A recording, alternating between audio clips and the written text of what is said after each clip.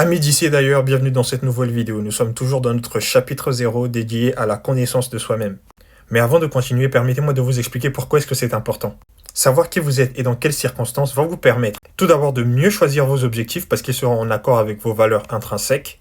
Ensuite, de mieux vous auto-accompagner lorsque vous serez dans le processus. Par exemple, si vous avez des jours de bien ou de moins bien, en connaissant les choses qui vous font du bien ou qui peuvent vous faire du mal, dans le sens où ça peut vous décourager, vous empêcher d'atteindre votre objectif, vous saurez par vous-même trouver les solutions adéquates, voire même par l'extension de quelqu'un d'autre. Ensuite, vous n'aurez pas cette période de doute qui survient lorsque les champions ont atteint leur objectif. C'est une sorte de quête de sens qui survient lorsque tout a été atteint et qu'on ne trouve plus de quoi nourrir sa curiosité et par extension s'épanouir. Cette vidéo de manière précise est dédiée à l'observation et à l'analyse de ses émotions. Elle fait suite à la vidéo numéro 1 qui était dédiée, elle, à l'observation de ses pensées et de ses émotions.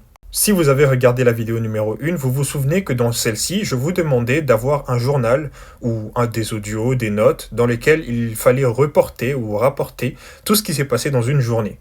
Tout ceci sans s'auto-juger ou sans constamment apporter de corrections à soi-même, juste laisser venir ce qui vient.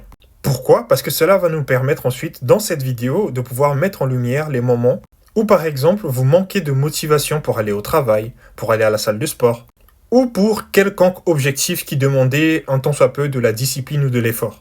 Donc sans plus tarder, entrons dans l'analyse de qui vous êtes réellement. L'une des choses que j'ai le plus constatées dans la majorité de vidéos de développement personnel dédiées aux hommes en grande majorité, c'est qu'on nous mentionne souvent les émotions comme étant un problème ou un obstacle. Or, les émotions sont une ressource dont il faut tirer parti. Et j'ai récemment pris l'image d'une voiture dans laquelle votre cerveau est à bord et les émotions seraient en fait les voyants qui s'allument pour décréter qu'il y a quelque chose qui se passe. Et donc, on comprend vite que les émotions sont ce qu'on va appeler des feedbacks de ce qui se passe autour de nous. Et donc, ils nous signalent quand un événement particulier se produit. Par exemple, pour le deuil d'un proche, l'un des feedbacks les plus connus sera la tristesse. Et pour une réussite, par exemple, de diplôme ou de succès dans le domaine sportif, le feedback sera la joie. Donc on comprend très vite que les émotions ne sont ni mauvaises ni bonnes. Et là, ça va me permettre de retomber sur une chose ou une confusion qui a souvent lieu dans la vie courante. C'est que l'on confond très souvent émotion avec sentiment. Une émotion va être dans l'instant, dans le moment. Elle va parfois induire des réactions physiques comme par exemple la chair de poule ou des larmes, souvent qui interviennent pour manifester le caractère urgent ou pertinent. Un sentiment, quant à lui, va être une prolongation dans le temps du coup de l'émotion.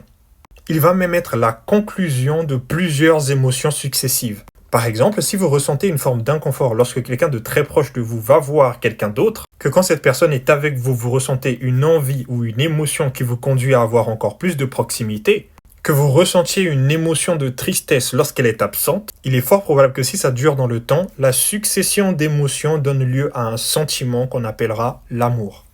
Bon, maintenant que j'ai blablaté pendant à peu près 3 minutes, comment être sûr de l'interprétation que l'on fait de ces émotions ? Chaque émotion va cacher un message profond. Et en fonction des choses que vous avez notées dans votre journal, va faire écho à une situation que vous avez vécue. En psychologie, la colère est souvent reliée à un besoin non respecté ou à un sentiment d'injustice. La tristesse, quant à elle, fait écho à la perte, au deuil ou encore à un besoin d'accueil. Le message profond qui accompagne la peur, c'est souvent le danger ou le besoin de contrôle ou de sécurité. La joie, quant à elle, fait écho à un alignement avec ses valeurs et ses principes, ou encore un alignement avec ses désirs. La honte, c'est une blessure narcissique. On ressent bien souvent de la honte pour des choses que nous, seuls, trouvons intolérables. Et donc, quelque part, c'est aussi un besoin d'acceptation. Le dégoût, lui, va faire écho avec son message profond qui va être la violation de ses valeurs et de ses limites. Maintenant, si on se tourne vers un cas concret, si lorsque je vais au travail ou à la salle de sport, j'ai peur de quoi que ce soit, c'est que je ne me sens peut-être pas en sécurité ou que je ne contrôle pas mon élément. Et là, il faut faire du coup attention aux images qui nous viennent à l'esprit lorsqu'on évoque toutes ces choses, la peur, la honte, la joie, parce qu'ils vont s'accompagner d'images claires dans notre esprit très souvent. Et essayer de compléter par la peur de, la honte de, la joie de. Par exemple, la honte de recevoir un blâme de la part de mon patron. Et donc comprendre qu'il y a un danger vis-à-vis de son patron. Ce qui nous amène à la deuxième étape, apprendre à identifier ce que nous ressentons clairement. Souvent on se dit « je vais mal », mais on ne sait jamais réellement pourquoi. C'est dans ces cas précis que la roulette des émotions va être très utile. Il me semble que certaines applications proposent d'en avoir une sur son portable, mais sinon on peut s'en dessiner une avec la joie, la colère, la honte, toutes les émotions. Et à chaque fois que l'on va se sentir mal, pour pouvoir interpréter, on va pouvoir choisir sur cette roulette l'émotion qui correspond le plus à ce que nous ressentons. Et donc, si on reprend le carnet ou ce qu'on a noté, que l'on a reporté peut s'affiner. Ainsi, de la colère qu'on pouvait ressentir envers un proche ou un collègue, on peut passer à de la frustration ou de l'agacement.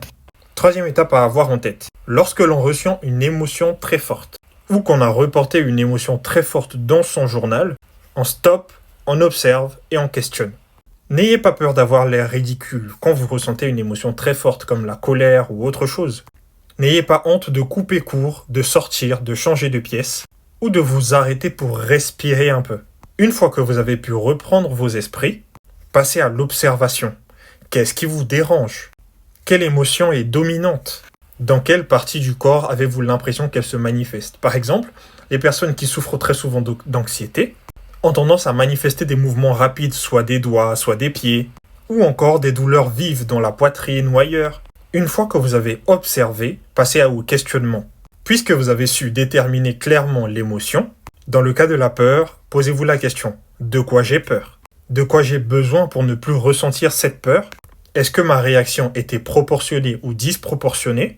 Qu'est-ce que cela me rappelle et quelle vieille blessure j'ai réveillée en moi? Encore une fois, pas besoin d'avoir toutes les réponses tout de suite, ça viendra peut-être avec le temps. L'important, c'est d'ouvrir dans votre conscience un espace où vous pouvez élucider tous les mystères sur vous-même. Quatrième étape, décoder les réactions de façon automatique. Les émotions vont générer ce qu'on appelle des réflexes inconscients chez l'être humain. La fuite, le repli, les justifications, parfois même l'attaque. Par exemple, quand certains vont se sentir ignorés, ils vont s'isoler, ce qui va renforcer leur solitude, les amener à la tristesse et ouvrir la blessure de l'abandon. Ou encore, quand on vous fait une remarque et que vous vous braquez, donc se braquer c'est le réflexe, cela signifie qu'on cache quelque part une peur de la critique. En observant toutes ces réactions comportementales ou physiques, on peut remonter aux besoins profonds puis à la peur inconsciente. Cinquième point, adopter une pratique régulière pour muscler son intelligence émotionnelle. En fait, il s'agit d'un exercice dans lequel chaque jour, vous allez essayer de mettre des mots sur ce que vous avez vécu, ressenti. Que ce soit par l'écrit, soit par les vocaux, soit par les vidéos. Pour cela, essayez de nommer ce que vous ressentez dans les situations difficiles. Essayez d'écrire quand une personne a dit ci ou fait ça, j'ai ressenti ci parce que j'avais besoin de ça. Par exemple, quand Adèle a mal parlé de moi, j'ai ressenti de la colère car j'ai besoin d'être respecté. Habituez-vous à ne pas réagir automatiquement. On respire et on observe. Ensuite, entraînez-vous à exprimer vos émotions de façon responsable. Sans dire c'est de ta faute, c'est parce que tu. Pourquoi? Parce que ça a tendance à réveiller les blessures des autres et à les poster sur la défensive et à ne pas résoudre nos propres problèmes. Tout ceci doit être répété continuellement pour obtenir ensuite une habitude ou une seconde nature. Parce qu'à force de répéter ces gestes, ça va devenir des réflexes et ces réflexes vont nous servir bien plus tard. Pour de futurs objectifs ou tout simplement dans la vie courante. Bref, j'espère que cette vidéo vous a plu. Si c'est le cas ou pas, n'hésitez pas à me laisser un commentaire, un like pour m'améliorer ou pour vous aider encore un peu plus. N'hésitez pas également à la partager à des personnes qui en auraient grandement besoin. Je sais que moi, à une période, ça m'a grandement aidé de savoir toutes ces choses. Et donc, je pense que ça peut servir à tout le monde. Donc, que ce soit dans la vie courante, dans le travail, avec des amis, des ennemis, enregistrez cette vidéo car elle vous servira plus tard. Sur ce, je vous souhaite un bon dimanche à tous et à la semaine prochaine. Ciao les amis.